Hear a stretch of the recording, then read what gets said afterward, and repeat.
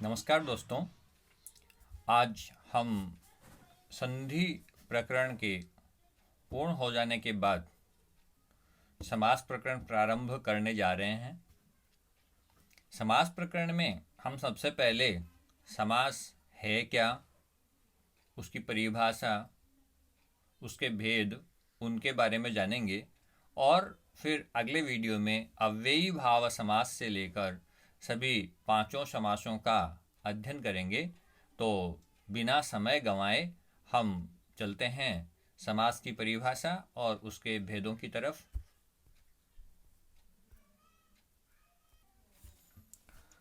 मित्रों, समास शब्द की जो व्युत्पत्ति हुई है अर्थात समास शब्द बना कैसे। सम उपसर्ग है, अस धातु है और घय प्रत्यय है।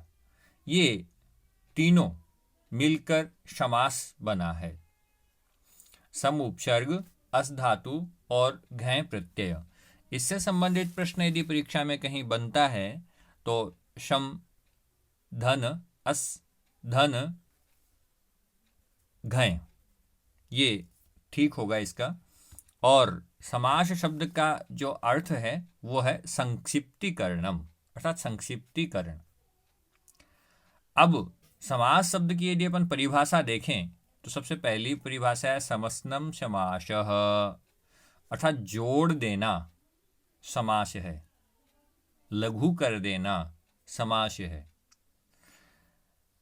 अथवा अनेक पदानाम एक पदी भवनम समासः। अब अपन जब व्याकरण की बात करते हैं तो वहां व्याकरण में अनेक पदों का एक पद बना देना समास है। अनेक पद हैं और उनको जोड़कर एक पद बना देना समास है, उनको लघु कर देना समास है। किंतु ध्यान रहे, यहां समास करने के बाद समस्त पद और उसके पूर्व के वाक्य में विग्रह वाक्य और समस्त पद दोनों में अर्थ में कोई परिवर्तन नहीं होता, अर्थ में कोई अंतर नहीं आता।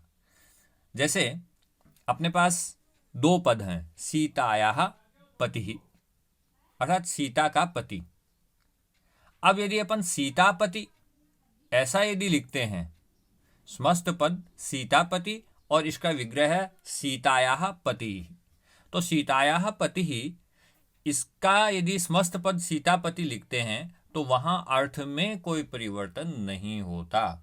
वहां दो पद मिलकर एक पद तो बन जाता है, उसका लघवीकरण तो हो जाता है, संक्षिप्तीकरण तो हो जाता है, किंतु वहां अर्थ में कोई परिवर्तन नहीं होता।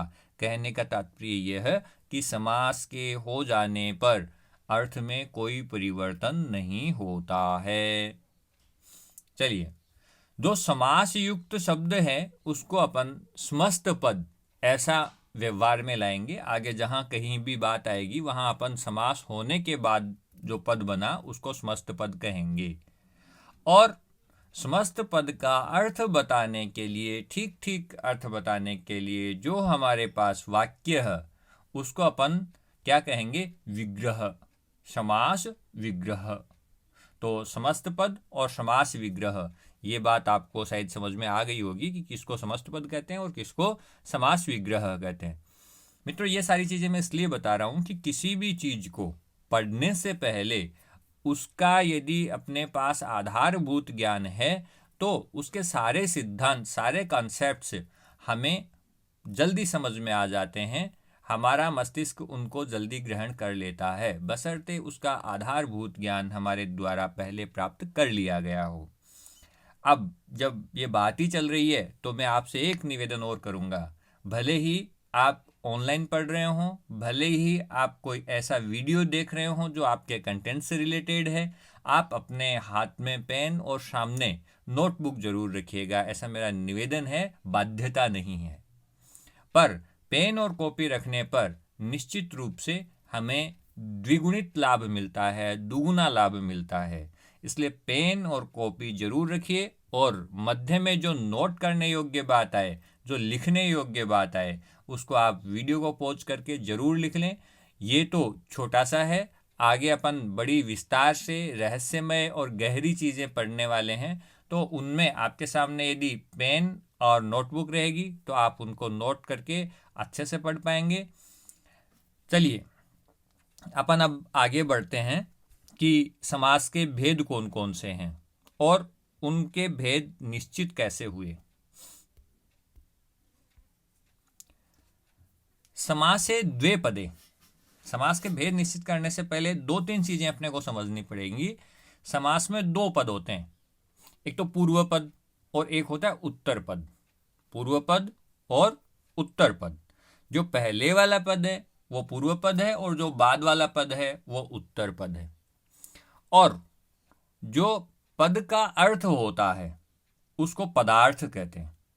पद के अर्थ को पदार्थ कहते हैं। जैसे अपन ने अभी एक उदाहरण लिया था, सीतायाः पतिः। तो सीतायाः इस पद का अर्थ हुआ सीता का, पतिः इसका अर्थ हुआ स्वामी पति। अब पूर्व पद क्या हो गया, सीतायाः ये पूर्व पद हो गया और पतिः ये उत्तर पद हो गया। सीतायाः जो पूर्व पद है उसका अर्थ है सीता का, और पतिः जो उत्तर पद है उसका अर्थ है पति स्वामी। अब दूसरी बात, यस्य पदार्थस्य प्रधानता भवति, अर्थात जिस पदार्थ की प्रधानता होती है। पहले वाले पद के अर्थ की प्रधानता होती है तो उस ढंग से उसकी संज्ञा हो जाएगी। यदि दूसरे वाले पद के अर्थ की प्रधानता होती है तो उस ढंग की संज्ञा हो जाएगी। तो कहने का तात्पर्य यह है कि जिस पद की प्रधानता होती है उसके अनुसार ही समास का नाम रखा जाता है और समास की संज्ञा होती है। संज्ञा अर्थात नाम। संज्ञा अर्थात नाम। जिस चीज, जिस अभिधान के कारण, जिस पहचान के कारण उसको जाना जाता है वैसा संज्ञा अर्थात नाम। तो अपन अब चलते हैं आगे समास के भेदों की तरफ। संस्कृत व्याकरण में समास के 5 भेद बताए गए हैं। समासः पंचधा, यानी समास 5 प्रकार के हैं। पहला समास जो है वो है केवल समास। केवल समास का तात्पर्य यह है कि उसको किसी प्रकार की विशेष संज्ञा नहीं दी गई है।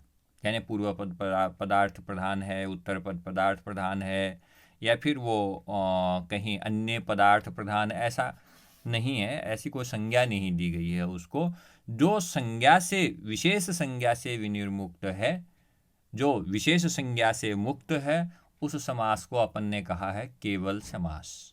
जब अपन केवल समास पढ़ेंगे तो इसके खास उदाहरण, उनका कारण सारे देखेंगे अपन। तो ये प्रथम समास है संस्कृत व्याकरण में। दूसरा जो समास है वो है अव्ययी भाव। तो पूर्व पदार्थ प्रधान जो होता है, प्रायशः पूर्व पदार्थ प्रधान जो समास होता है उसको अपन अव्ययी भाव समास कहते हैं। प्रायण उत्तर पद पदार्थ जो समास होता है उसको अपन तत्पुरुष कहते हैं।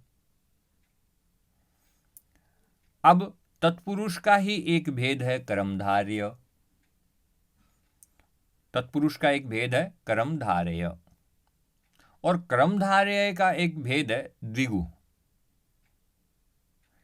अब विस्तार से जब इन समासों को अपन पढ़ेंगे तब अपने को समझ में आ जाएगा, क्योंकि अभी अपन केवल इनके भेद उपृष्ठात यानी सतही तौर पर जान रहे हैं, और उसके बाद इनको जब गहन अपन उदाहरणों के द्वारा, प्रक्रिया के द्वारा पढ़ेंगे तब ये सारी बातें अपने को समझ में आएंगी। और अन्य पदार्थ प्रधान जो है वो समास का नाम है बहुव्रीहि, ये चतुर्थ समास है। और उभय पदार्थ प्रधान है वो द्वंद्व समास है। पंचमः समास है, ऐसा 5वां समास है ये। तो मैं इनको एक बार सरल भाषा में दोहरा देता हूँ। पहला समास केवल समास, दूसरा समास अव्ययी भाव, तीसरा तत्पुरुष, चौथा बहुव्रीहि और 5वां द्वंद्व। तीसरा समास जो तत्पुरुष है उसके दो भेद, एक भेद क्रमधारय और दूसरा उपभेद द्विगु, यानी क्रमधारय का एक और भेद है द्विगु। तो अपन पुनः एक बार इनको इस ढंग से देख लें कि इनकी संज्ञा और क्रम। पहला है जिसकी कोई संज्ञा नहीं है, जो संज्ञा से विशेष संज्ञा से मुक्त है। दूसरा है जो पहला पद प्रधान होने के कारण अव्ययी भाव कहा गया। तीसरा है जो दूसरा पद प्रधान होने के कारण तत्पुरुष कहा गया। चौथा है जो दूसरा पद, यानी इन दोनों को, पूर्व पद और उत्तर पद को छोड़ के अन्य पदार्थ प्रधान होने के कारण बहुब्रीहि कहा गया। और पांचवा जो है उसमें दोनों ही पदार्थ, दोनों ही पदों के अर्थ प्रधान होने के कारण इसको द्वंद्व कहा गया। अब जो उत्तर पदार्थ प्रधान तत्पुरुष है उसका एक भेद है कर्मधारय और कर्मधारय का एक भेद है द्विगु। अब यहां प्रधानता कैसे निश्चित करेंगे, कौन से पदार्थ की प्रधानता है ये कैसे निश्चित करेंगे? तो जब अपन पदों का अर्थ करेंगे तो वहां जिस पद के बिना अर्थ अधूरा लगे वो ही पदार्थ प्रधान है। जैसे अपन उसी उदाहरण को वापस ले रहे हैं, सीतायाः पतिः। अब अपन यदि इसमें इतना ही कह के छोड़ दें सीतायाः, सीता का, अब क्या इससे समझ में आ रहा है? सीता का क्या? घर, पति, बेटा, क्या? उस अर्थ को पूरा करने के लिए अपने को उत्तर पद चाहिए, इसलिए ये उत्तर पद पदार्थ प्रधान है। अब यदि अपन उत्तर पद को लेके देखते हैं कि पति ही, तो अब पति ही तो स्वामी, सीधा सीधा अर्थ हो गया, वहां कोई अधूरापन नहीं रहा। इसलिए अपन कह सकते हैं कि ये उत्तर पदार्थ प्रधान है। तो इस ढंग से अपन जो समास के पदार्थ की प्रधानता है वो निश्चित कर सकते हैं। अब आगे वाले वीडियो में अपन इन सभी भेदों को एकदम विस्तार से पढ़ेंगे, बहुत अच्छे से पढ़ेंगे। और जो आगे वाला वीडियो अभी मैं बनाने जा रहा हूँ वो अव्ययी भाव समास पे होगा। सबसे पहले अपन अव्ययी भाव यानी द्वितीय समास है उसको पढ़ेंगे, क्योंकि इसका क्रम थोड़ा सीखने के ढंग से मैं बदल रहा हूँ। सबसे पहले अपन अव्ययी भाव, बाद में तत्पुरुष, बाद में कर्मधारय द्विगु, बाद में बहुब्रीहि, बाद में द्वंद्व, और अंत में अपन केवल समास पढ़ेंगे। अंत में अपन केवल समास पढ़ेंगे। यदि अपन हिंदी की दृष्टि से इनको देखेंगे तो यहाँ 6 समास हैं हिंदी में। अव्ययी भाव है, तत्पुरुष है, कर्मधारय है, द्विगु है, बहुब्रीहि है और द्वंद्व। इनको सबको उन्होंने प्रधान ही मान लिया, कोई किसी का भेद नहीं है। 6 समासों को उन्होंने प्रधान ही मान लिया हिंदी भाषा में।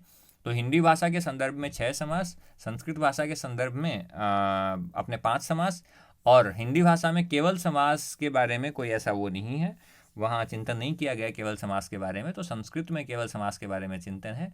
तो ध्यान रखिएगा, जो तत्पुरुष समास है उसका एक भेद कर्मधारय है। कर्मधारय संस्कृत में स्वतंत्र समास के रूप में नहीं है, प्रधान समास के रूप में नहीं है।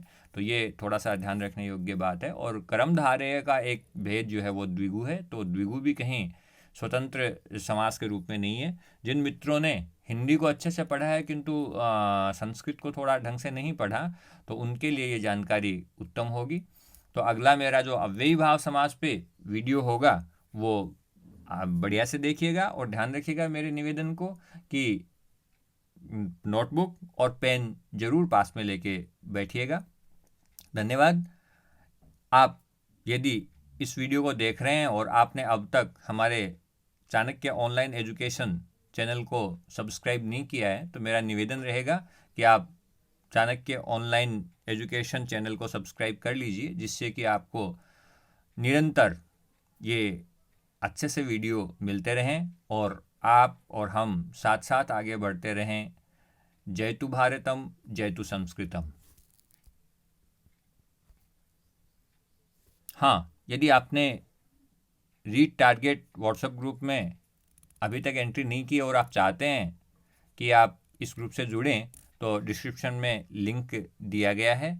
पुनः एक बार धन्यवाद।